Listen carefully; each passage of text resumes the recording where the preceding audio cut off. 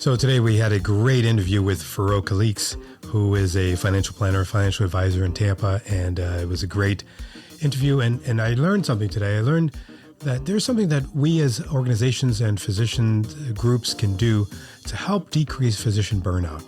And that is to give them the opportunity to do other things. And so you'll learn a little bit about what Feraud says about that. We'll talk about his background and also the three things that he thinks that physicians need to avoid to decrease their stress, and also what he thinks the best investment was in his life. And hopefully this will help you in your life as well. So here is the episode, our first episode in a while in studio. So welcome back to another episode of the Independent Physician's Blueprint, where we help physicians understand how to decrease their stress and generate wealth in this crazy world we're living in. And today we're joined in studio. We haven't done an in-studio video in a long time, but for Feraud Calixte, yes, sir, we are here for you and for our audience, because I think you have such a wealth of information to give and to share with our audience. And before we get into the meat of the episode, just a quick intro from me. I met Feraud fishing, actually, through my best friend, Philip, who introduced us. We went on a fishing trip. And unfortunately, I think, if I remember correctly, you might have gotten sick. Yeah, so you did remember that part. So first of all, thank you for having me. I'm super excited to be here. And like Jude said, we met on a fishing trip. And even though I took motion sickness medicine before, I didn't realize that when we went out, the waves were really choppy that day. I mean, it was raining.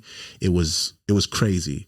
But yes, he is correct. I did get sick, and our tour guides was helpful enough. They said, that's great. So, cause I was blowing chunks into the water, and they said, that's good for the fish. That'll bring them to chum the water. So yeah, that was crazy, but it was fun. Yeah. And it's happened to all of us, by the way. So as soon as you start throwing up in the water, fish start to come. I don't know if it's acid or whatever.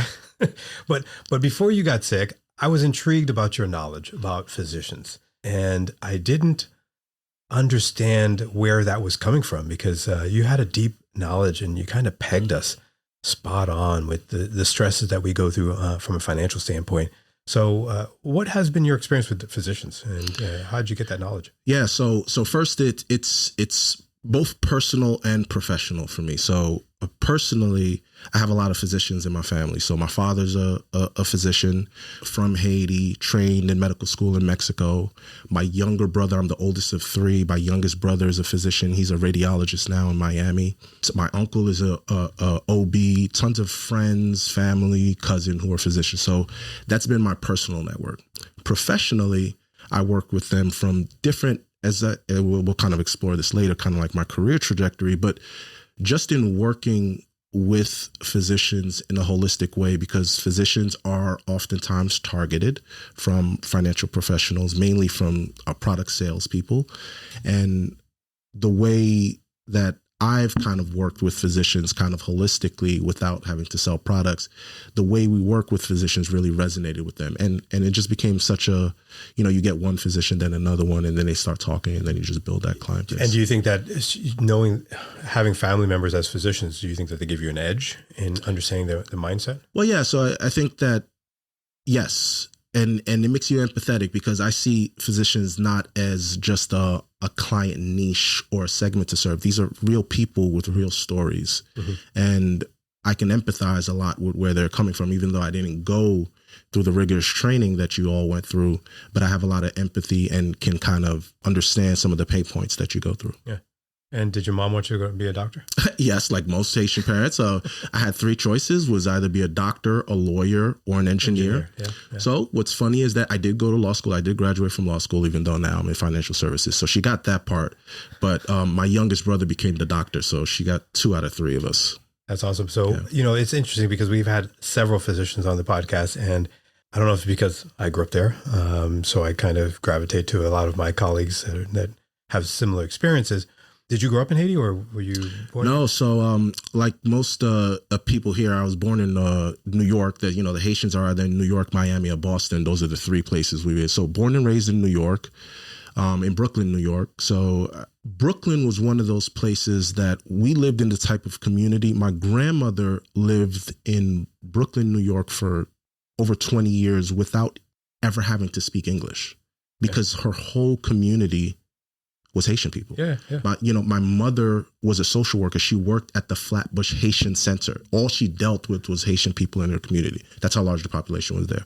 So yeah, I'm from Brooklyn, New York through and through. So I have to say, so am I. Yeah. I was born at Unity Hospital. I think they since closed that down, but I think it was on the Flatbush area. Yeah. I think Flatbush is like Haitian zone. Yeah, it is Haitian zone. Yes. So did you ever go to Haiti? No. So it's interesting because, like I said, I'm the oldest of three, and my parents have a home in Haiti. But every time we wanted to go, it was just challenging, some kind of unrest. So they never felt it was a good time for us to go. But that's something I would like to definitely share with my family. Yeah. And take them. You're a financial planner or financial advisor. So, they're interchangeable. But so how do they differ? I mean, I like to refer myself as a financial planner because we lead with financial planning as opposed to investment management. I think that there's a distinction that's important to note there because financial planning takes a holistic view of all of your finances, anything that money touches. Whereas traditionally, when you think about an advisor, all you think about is investments. And I always tell my physician clients, like, if investment management is all you're getting, it's such a commodity. Hey, let's go to some of these, robo-advisors, these cheap Vanguard or some of these other service providers, and you can get investment management for really low cost.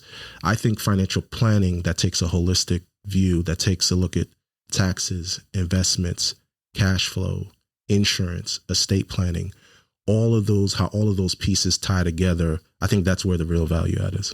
And so as a financial planner or advisor, are you mainly focused on physicians, or is there another group of professionals that you find that are similar to physicians and their stresses? I'm part of a firm. So our firm has different client segments. So I head up the healthcare and retiree practice group. My partner deals with more the tech professionals and some of the business owners. Okay. Now, a lot of times there's some overlap sometimes because sometimes I could be working with a physician who owns a practice. So they're a business owner. So there's some overlap there. But mainly what I deal with is physicians. So you know our stresses then. Yeah, I'd like to say that I've heard some of the same stories over and over. So give me three things, if you have more, but three things that you think stresses a physician out to the max, like something that you've seen over and over again that you're like, man, I wish these doctors wouldn't do that. Yeah. So one of the things is that depending on if they're first generation doctors, so I think that's unique too, if you're a first generation physician, because a lot of times you spend the years that you have training, you go through medical school, then you may go to residency and then fellowship, and then you get your first job, your big boy job, as they call it, as an attendee. And a lot of times that sudden wealth, there's a lot of complexities that come from that. You delayed gratification for all this time. So then you feel that once you start working, it's time to make up for lost time. So one of the main points, particularly in the early career stages, is really cash flow optimization. So you have this income coming in, and the income that you make is actually one of your biggest tools. So you want to leverage that tool to really optimize your finances. So you want to look at some debt if you have to pay off. It's probably your first experience with taxes, really considering what tax rate. Yeah, you're making all of this, but then you're in a high income tax bracket and you're like, oh snap, I didn't realize it would be like this. Some of the risk that you want to try to mitigate for. So you do want to look at insurance. A lot of times a lot of financial professionals lead with insurance, but there's a reason why, because, you want to protect that largest asset, which is your ability to earn. So insurance and risk mitigation is there. And then, another thing, so you have cash flow optimization, risk mitigation, and then you also have taxes. Taxes you also have to be mindful of. When you get to a stage or a certain income level, the amount of ways that you can invest in a tax efficient manner, you have some limitations because you reach an income phase out where you can't. There's certain accounts that won't be viable for you, and then you have to look for other ways. So those are some of the three financial pain points. So we had a guest on the show that talked about, and he has a shirt that says W2 LOL. And he's kind of helping physicians understand how they can do locum tenens jobs where they don't have to have a W2 income and have a 1099 income where they're consulting and they can, I guess, pay less taxes. How does that? Yeah. How often do you see that in your financial planning world? Yeah, so that's important. So one of the things when I talked about financial planning earlier, so that holistic view, so the locum tenens movement, or if you look at social media, a lot of physicians are leveraging social media. That really stems from something deeper than just the financial aspect. It's trying to avoid burnout. It's trying to tackle that creative part of the brain, creative part of ourselves that we really want to engage and build. And sometimes they're not finding that fulfillment just from the practice of medicine. So sometimes when I have a physician who says, hey, look, I want to leave the hospital, I want to leave traditional practice and try locum tenens. Well, first of all, it's the goals, why you want to do that. And like I said, we'll have those deep conversations as to what's driving that decision. And then the other aspect is, again, you're going from W-2 to 1099. So then are you going to incorporate, how are you structured? What tax deductions now are you going to be able to take advantage of as a 1099 employee? Now that you're 1099, how are you going to manage benefits that you once had when you were W-2 employee? Now, there's also other options that now that you're 1099, you don't have that, you're not a contributor or participant in the hospital retirement plan. How can you set that up for yourself? So there's a lot of financial considerations to make that jump, but we'll help you with that. That to me is the easy part, but it's also talking about what stems that decision. Yeah. So that's very, very, I'd like to dig deeper into that because so you have physicians that are employed by hospitals and you have independent physicians who are looking to 1099, but you said that they are doing that to fulfill a desire. Of the physicians that you're working with, and you've been doing this for how long? Close to 12 years. 12 years. Yeah. Over the past 12 years, have you seen a trend to physicians that want to fulfill that desire to be independent? There's no question about that. I've seen a trend. Now, I think it also, and then by specialty, it differs as well. So, for example, one of the things, and your physician audience will know this, is that there's a lot of people when they go through med school, they're familiar of the ROAD acronym, ROAD. If you're not familiar with it, that is the specialties with they say is the best quality of life. So radiology, ophthalmology, anesthesia, and dermatology. Yep, you're right. So they talk about, that's the road to riches. That's the acronym that a lot of people talk about. You should add P, PROD, no. Yeah. Primary care doctor. Yeah. Primary care doctor is not in there? No, it's not in there. It's just, so those are, high income specialties. And then you also have a good quality of life. Like, for example, my brother, who's a radiologist, he's fully remote. That's the trend of physicians, like from when my father practiced, or even when you got into medicine, or my uncle who's an OB who's in private practice, he says all the time, there's a lot of physicians, depending on the stage on your career you're at, I wouldn't say regret, but sometimes, man, if I could do it over again, I would probably pick this specialty. I would do that. But back to what you were saying about what trend lines I'm seeing. So I am seeing the younger physicians, there's a sentiment out there that, hey, look, I'm more than what I do. I'm more than a doctor. There's other parts of my being, my humanity that I would like to share with the world. So there's been an explosion of physicians leveraging social media and doing podcasts, going on speaking, having brand deals, really having these separate businesses, side businesses, or if you will, really trying to leverage their other talents. And then I think, again, going into that independent practice, I think one of the challenges that come up is that med school teaches you how to be a good doctor, but it doesn't teach you how to be a business owner. That's a big transition there that, a lot of times when they need guidance in talking about how to run a practice, how to be a business owner, particularly if you're trying to delve into a space outside of medicine, that's a learning curve. Yeah. Of those physicians that are doing that, they're moving towards doing other things.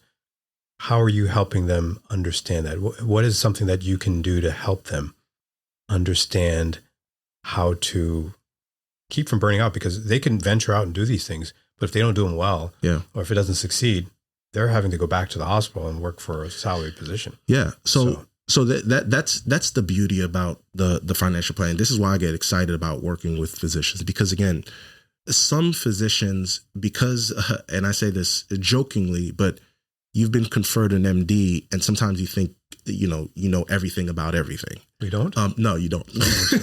So that's why they leverage expertise like mine. So, and I say that my experience is unique because it's also whenever I interview somebody or somebody comes to me for an initial consultation, there's no judgment. There's a deep empathy and a deep admiration, actually, for choosing a vocation where you truly can help a lot of people. So that's kind of my baseline where I come from.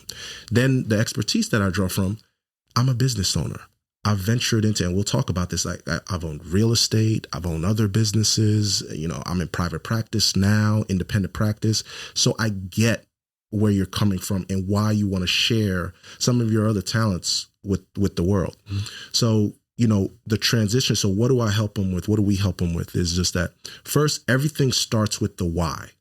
Because everything starts with the why, really spending time and diving into, let's get deeper and find out why these decisions are coming up. So if burnout, a lot of times you hear about burnout. Well, does that mean that you need to abandon the traditional practice altogether? Can it be something as simple as scaling back your time if you can? Sure. Can it be something as, I remember, I'll share a story. I remember I had a physician client, and he was getting burned out from the practice of medicine. And he said his passion is photography, and he wants to just go into full-time photography. Now, his wife was a physician as well.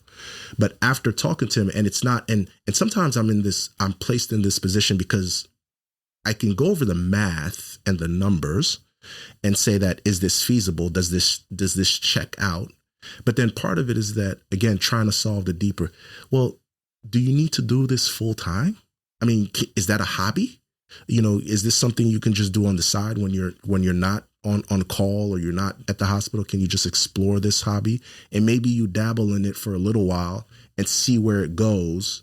And then we can kind of talk about some of the other avenues. Because again, the years of training, the expertise, the stress, the grit, the income that you've been able to acquire, it's hard to walk away from that without having a sound plan.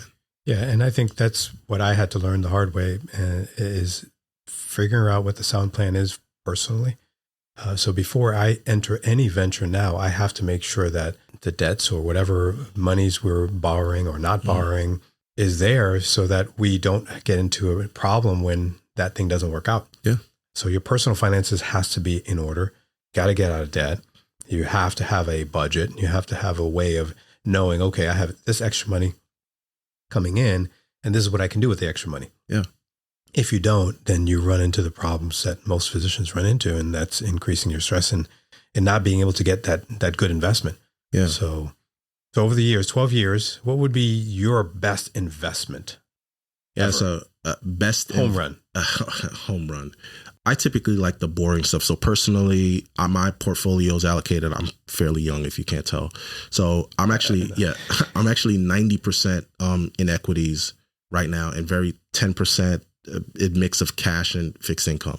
So most of high growth, solid companies. So that's kind of boring, steady Eddie. So you would do a S&P 500. You would pick individual stocks? Well, no. So some of funds? It's a mix of ETFs, so okay. Low cost. I do have a couple of individual equities that kind of like, I did some due diligence on. It sounded like a good company, and that's been working out. But remember, I have a really long time horizon, so I'm not selling anytime soon. So you're not doing penny stocks? No, I'm not doing penny stocks. Oh. So that's in terms of the market. And in terms of real estate, so commercial real estate has been good for me personally. We have a mixed use a property, so office space and residential units. That's been good. So how did you acquire that? Yeah, so that was really, it was kind of crazy because it was at the tail end of COVID. Okay. And so people 2022? Yeah. So 20 was maybe in the COVID, maybe like 2021 early, and people weren't looking for commercial office space because nobody was going into the office. Yeah. But I found a unique property that was in a great location, not too far from a university. And the only reason why I thought it made sense, like you, I'm doing my due diligence. My hedge was that there was residential property attached. So yes, it had commercial. This was like 7,000 square feet, 9 offices. I had my practice out of the office, and so I had 8 other offices. And I'd like to say that even though co-working was all the rage, you have the more popular ones, WeWork, people have been doing key man offices for years. Yeah. Subleases an office or two. And exactly. So that's exactly what I did. So I ran my financial practice out of one office, and I rented out the other offices, and that has been good. So that was just through a mutual contact. I mean, the property was listed, but I knew the owner, and I think I got a pretty good deal on the property. So real estate and just traditional investments have been pretty good for me. That's awesome. And I think what you're hitting on is that owner occupied properties are probably the best properties, because then you're paying yourself rent and you're getting the appreciation of the property as well. Exactly. So what would you say would be your worst investment in the past 12 years? Yeah. So worst is a word, but one that I've learned from everything. One that you won't do again ever. Yeah. So there's a story here. So one of the things that, one of the asset classes that I got involved in, and this was a few years ago, and this is going to be, most people are going to be shocked to hear this, particularly because of my background from an inner city, but I lived in North Carolina, and, affordable housing was all the rage, and thinking about affordable housing. And, somehow, some way, being in North Carolina in the South, I looked at single family residences, multifamily, then self-storage. I went through the evolution. Then there was, all the way over here on the end of the spectrum, was a mobile home parks, trailer parks. And, I listened to podcasts. That's usually how these stories start. You listen to podcasts, you talk to a few people, and you're just like, so I've never actually been to a mobile home park until I owned one. And I found one in Eastern North Carolina. It was small, relatively small, 15 units. And the idea is that you own the land, and then, the residents, the tenants, own the mobile homes. And, before you get comments and everything, because this is a very controversial, I wasn't a slumlord.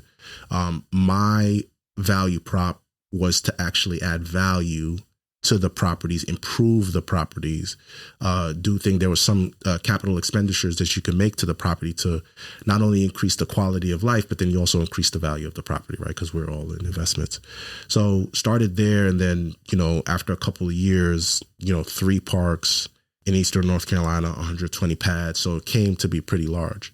And this was all just kind of me managing it myself. So the learning experience, I was in this interesting space at the time, because while I'm having day to day in my financial planning practice, I would have, and this is interesting. This is why, physicians resonate with the duality, the different parts of them. So in the morning time, I could be having a conversation with somebody worth millions of dollars. And then, that afternoon, I'm walking a trailer park trying to collect $150 lot rent a month, and dealing with those two opposite ends of the spectrum.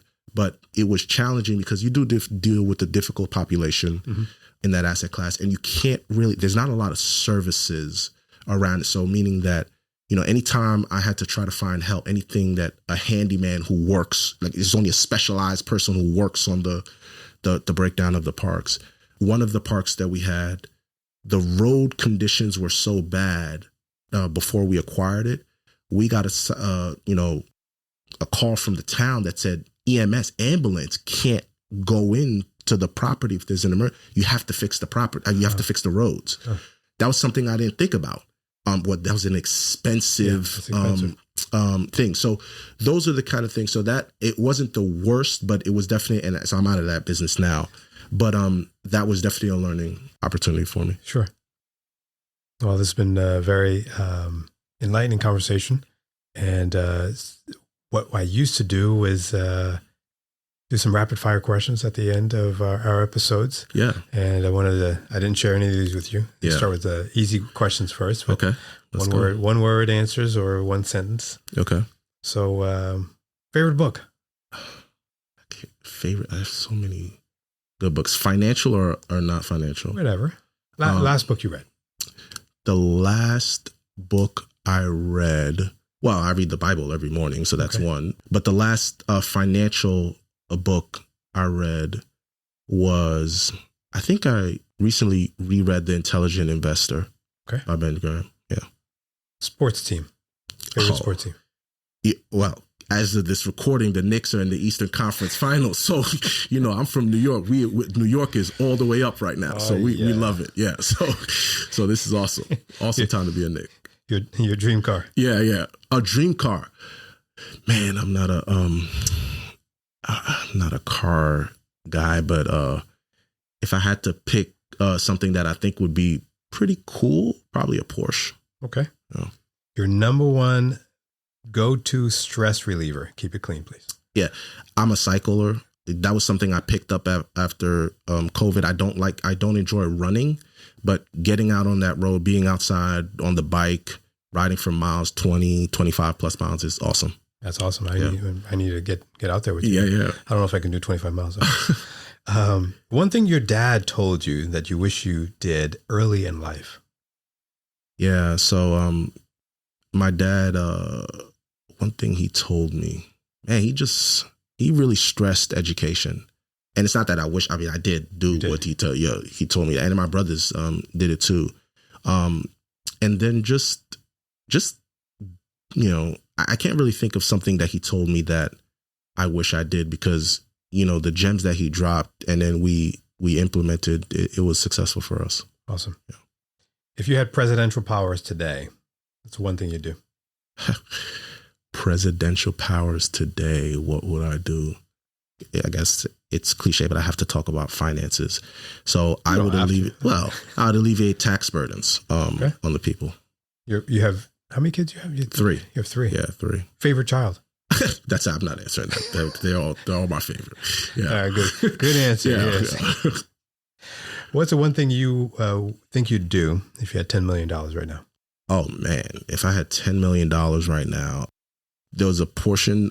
First of all, I would start a foundation that would be, and you don't have to have $10 million to, by the way, that's also something that we talk about our physicians with. There's ways to be charitably inclined where you don't need millions of dollars. So start a foundation to support causes that we are passionate about. And then we would really live well. We would enjoy it. Can't take it with you.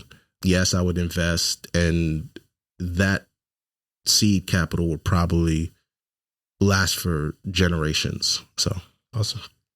What would be one thing that others would say is your superpower? Man, I just love people. I'm great at listening. One of my taglines used to be, before I started joined my firm with my partner, was your net worth is not your self-worth. And I really believe that. So a lot of times when physicians come to me, or clients come to me, the question that they're trying to get at is like, am I where I'm supposed to be? Or man, I really screwed up. I really feel like I'm not where I'm supposed to be. And I really approach everything from an empathy, because I'm not perfect. People that I am not perfect. I have an expertise, which is why you're coming to me, but I've made mistakes. I've made money mistakes. We all have our money past and history, money trauma, if you will. So I think I'm great at listening and just understanding and meeting people where they are. One financial tip all physicians need to know. One financial tip all physicians need to know. Look, you're going to find I'm different than a lot of financial planners in the sense that, hey, look, if you're a DIYer, do it yourself, that's awesome. I do think that you do need to recognize that you have an expertise, that the same way I'm not performing surgery on myself, I'm not doing everything myself. It's funny, like my brother would, if I look at a X-ray image, like it's literally a different language. Like I can't even understand what he sees. I think that it's incumbent on you, have some humility to know that, hey, look, I've gotten to this point, but it may be worth it to talk to somebody and at least get a second opinion. So yeah, so be open to second opinions. A lot of times those are free. Sometimes it'll just validate what you're doing, or you may see something that you overlooked and be like, oh, I didn't think about that before. Yeah. So be intellectually curious. Wise advice, my friend. Yeah. So how can we find you if someone wanted to reach out to you and get more information about you? Yeah, so I'm on social media. So the Funded Life at Instagram is a place you could find me. So the firm is Fortitude Financial Planning. You can find us there. Another thing too, if you go to the website, or if you contact me on social media, LinkedIn is just Feraud Calixte. One of the giveaways that I give, and I would implore anybody who wants to, we created a book, an ebook. It's called From Residency to Retirement. And it's basically an easy read, quick read. You can download it for free. We give it away when we talk to residents and even people who are at different stages in their career. It has a lot of practical advice that kind of we've amassed over the years, and that we just give that away. And that's just something we just do because we love the community. Can we share that in the show notes? Yeah. So I'll put that in the show notes, as well as all your contact information. And it's been awesome having you. Finally got you. Yeah. Got me turned my studio back on. So this has been awesome. This is a lot of fun, and I can't wait till the community hears it. And I'm open. Like I said, if anybody wants to just reach out and just connect on any platform, I'm here. And I just admire what you guys do and the vocation that you chose. Thanks, man. Yeah. Thanks, brother. Yeah. So thank you for listening to the Independent Physician's Blueprint, where we help physicians decrease stress and increase income and generate wealth. So if you haven't had a chance to, please leave a review, subscribe to the podcast on your favorite podcast app. That's how we are going to help other physicians hear about us. And we know that if you're still listening, you're enjoying this show. So please share it with your friends.